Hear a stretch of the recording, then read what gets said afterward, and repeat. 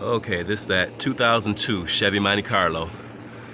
It's got 165,000 miles on it, but you wouldn't know it based on how smoothly it runs and how good it still looks. The mileage is going to continue to climb as it's still being driven. The body shines out nicely, still looks good. It's got minor chips throughout. The wheels on it, I've tried to refinish these wheels, but the paint that I used wouldn't take. It wouldn't stick. It didn't hold as well. So they've kind of chipped. They're faded back out or chipped back out. The paint is peeled back off.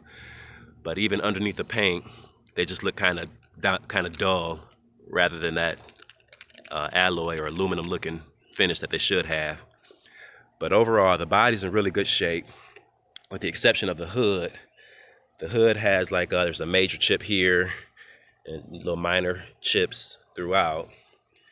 But the biggest issue with the body is the hood. They're a little dents. I'm trying to capture it at different angles. I don't know if this camera will pick them up or not, but there are little dents in the hood, just mainly on this side.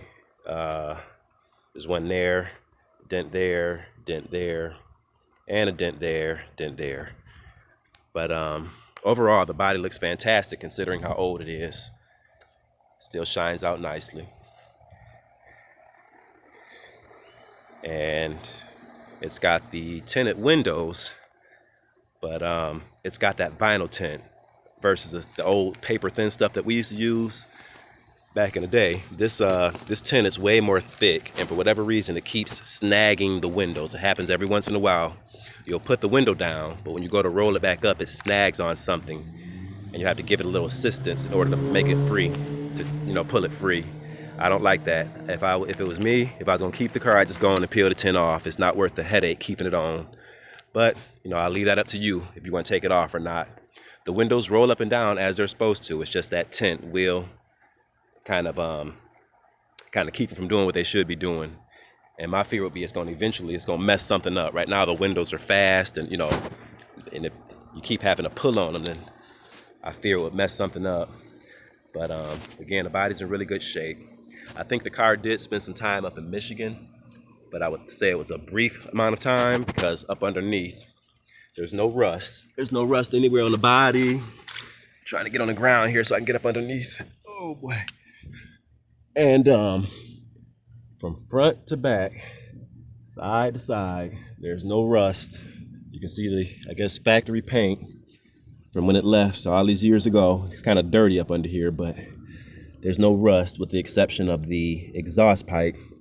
That exhaust pipe has rust, and I would attribute that to being up north for however long. But like I said, it must have been a short stay up there, because it's still solid all the way from side to side, all the way to the back. And the tires have minimal tread on them, so I'll plan on replacing those soon. And let me go ahead and get on up inside. I'll crank it up real quick, and then I'll go ahead and end the video.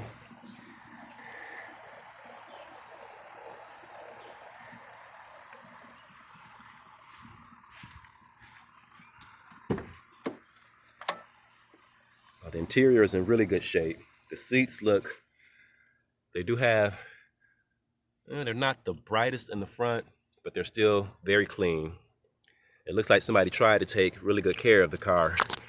I don't know the actual history of it. Go ahead and pull these mats out. At the factory floor mats still. They're a little dingy, but they still look decent. And let me get up in there. Back seats, front carpeting, back carpeting. There is minimal staining, like here, and again on this side in the back. I should try to probably get some Resolve in there and hit it again. I tried once to kind of scrub it out with detergent, but not all of it came out. But it cleaned up really nice. The seats, they're almost flawless, especially in the back. But and the headliner's pretty clean. And backs of the seats are also clean. Go ahead and fire it up. Everything in the car works. Everything works except for the airbags. Again, everything works except for the airbags. In order for the airbags to work, you would need a replacement. I think you have to get it from the dealer exclusively. You have to go to the dealership. You have to get a replacement airbag control module in order for the airbags to work. They do not work. I have both sets of keys. This is a little faded out. That's the original. I've been using the copy as I don't want to lose the original. If you lose the original, you got to get a copy of the copy. If you make a copy of a copy, it's a mess. Most times they don't work, so I use the copy. The problem with a copy is each time you copy that original, it doesn't work as well. It's like it loses some of its accuracy. That time it turned perfectly. Sometimes you'll stick it in. It's a little stubborn, but you give it a turn or two and it'll do what it's supposed to do. If that's a problem, just go ahead and use the original. But let me start it up real quick. Everything works. CD player works. This head is still good. If you need an aux outlet or aux input, then you would have to replace this. I miss having that aux input, so I thought about replacing it. But that factory stereo, it allows you to remove like certain codes. Like if that oil change light comes on, if you already changed the oil, it's easier to remove those codes using the factory stereo. But let me crank it up real quick and end this video. I've run longer than I wanted to.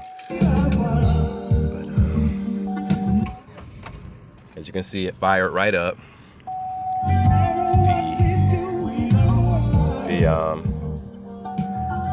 The track light is on, or track off. That light is on.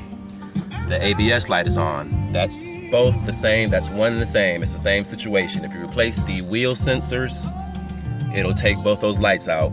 The wheel sensors are located within the front wheels or the front wheel hubs. I've read on the internet that's what's causing a problem. It's a common problem with the Impalas and the Monte Carlos. I haven't tried to fool with it. But again, that airbag light, that's gonna be on because, like I said, that airbag control module has to be replaced. The windows, they go up and down like they're supposed to. Everything works in the car. Let me get an undershot of the hood real quick. And I'll end this video.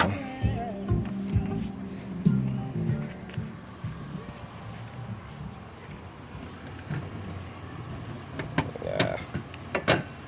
Come on. Okay. The engine is fairly clean, runs quiet, smoothly. Doesn't give me any trouble. Said it's a good running car. It's reliable. I'm not anxious to sell. I could use the money, but again, I'm not desperate. I'm not anxious to sell it. Like my niece just got that learner's permit this week. Congratulations, Cookie Head. And if it doesn't sell, she can kick it around. I let her kick it around rather than let it go for cheap. So I'm not interested in lowball offers. The price is going to be pretty firm. I'm not asking a lot for it. But anyhow, that's it.